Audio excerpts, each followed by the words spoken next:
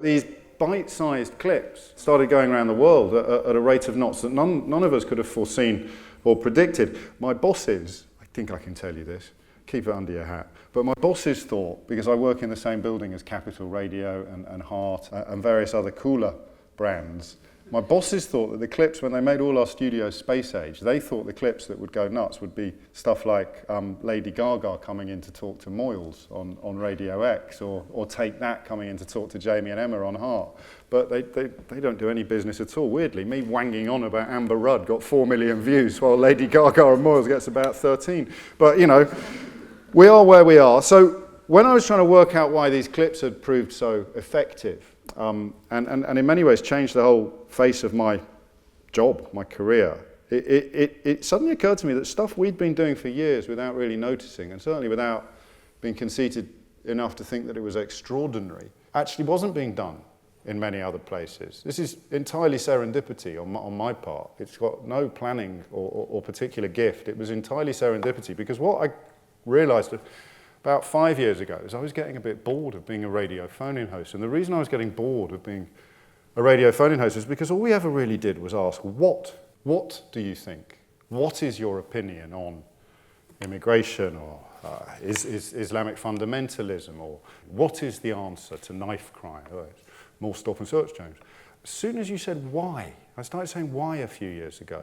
It kind of flies in the face of the format's traditional model. You're supposed to just cue people up, let them have their say, and then move on to the next one. And that has its purposes, it has its uses. But as soon as we started saying why, that's when we started hitting pay dirt and discovering that people possessed of incredibly pungent opinions, people who are sufficiently convinced by their own rectitude that they will phone up a radio station, which is quite an odd thing to do. Put your hand up if you've ever phoned a radio station. Weirdos, absolute freaks. Twice, mate, you need help. You see what I mean, though? Because you have to be so persuaded of your own correctness that it's a very, very, very confident thing to do. And so what we started discovering, with all the sort of hardy perennials, the issues are immigration, Islam, Brexit, which of course came along a little later, LGBT, political correctness, feminism, nanny state. What does the nanny say to someone? That's a great example. What does the nanny state mean? They're trying to stop us from eating what we want to eat. Sort of what, like poison? I mean, you know, there's laws governing poison. Why wouldn't you have laws governing stuff that makes you really, really fat, or stuff that makes you really, really poorly, or illegal drugs? Is that the nanny state as well? And as soon as you start asking these questions, what do you mean by the actual words?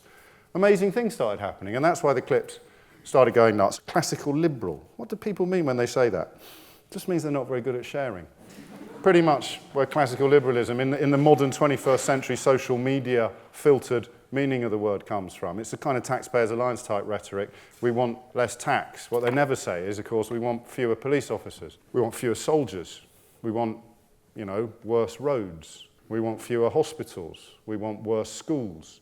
We want fewer police officers, firefighters, doctors, nurses. They just say, we want lower taxes. So you ask people what they actually mean, and you get much more illuminating and enlightening responses. All that needs to happen now is for many of my colleagues in the broadcast media to start asking these questions of the professional commentators, the politicians, the demagogues, and the sort of low-rent hate preachers who come out with these slogans and these meaningless, fatuous, but very provocative phrases and never get asked to define exactly what they mean. But phrases that have entered into common parlance now with a very pejorative flavour, as if we almost don't stop to ask ourselves whether this should actually be something that is presented to us as a negative. Phrases which have been put through the filter of right-wing newspapers usually, and the Daily Mail, of course, in recent years in particular, and have come out the other side of that sort of Paul Dacre-shaped mangle with an entirely different meaning from what they had when they were fed into the mangle. So let's start with, off the top of my head,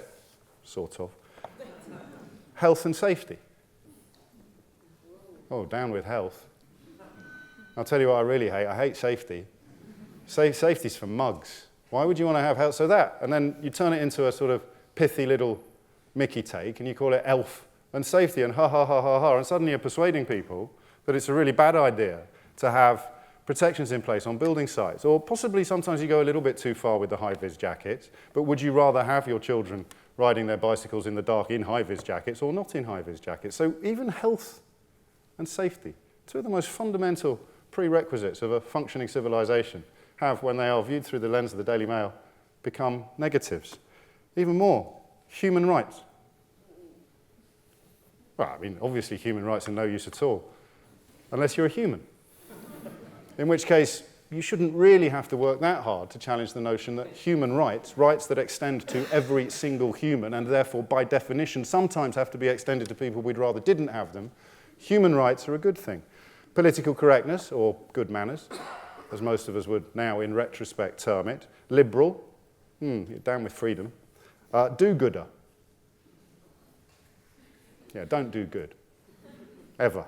Then you've got social justice warrior. Warrior is new, but I hadn't really heard about social justice until relatively recently, and the only reason I've become aware of the phrase is because people who fight for it are being maligned, demonized, and somehow blamed for all sorts of society's problems. I could go on, virtue signaler, there's all sorts of things. Once you start asking people why they think what they think, you have to start asking them what they mean when they use certain words. And if you start doing that, I think, perhaps, you begin the process of defusing this footballification of British life at the moment, where whatever the issue is, you simply pick your team and then start hurling abuse at the other side, regardless of what's actually happening on the pitch.